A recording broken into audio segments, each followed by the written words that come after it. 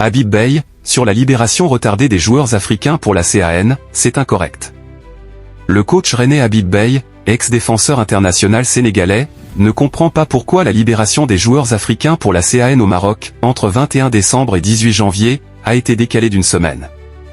Au lieu d'être libérable en début de semaine prochaine pour la CAN au Maroc, entre 21 décembre et 18 janvier, les internationaux africains ne le seront que la semaine suivante, après la 16e journée de L1 pour les clubs français. Pour le coach rennais et ex-défenseur international sénégalais Habib Beye, cette décision de dernière minute émanant notamment de la FIFA et de la pression des clubs européens est incorrecte vis-à-vis des sélectionneurs et fédérations qui sont impliqués dans cette compétition.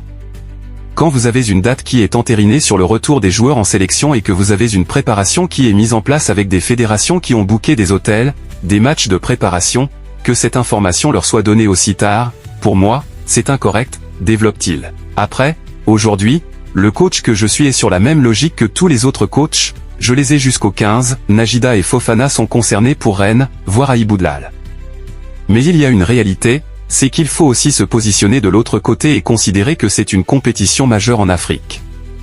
Ça ne se passe pas ainsi sur les autres fédérations ou sur les autres compétitions internationales. Je ne suis pas surpris de ce qui se passe parce que, en quelque sorte, cette ingérence ou ce côté où on peut impacter cette compétition au dernier moment en pensant que c'est une compétition mineure, ça a déjà existé dans le passé, reprend Beye.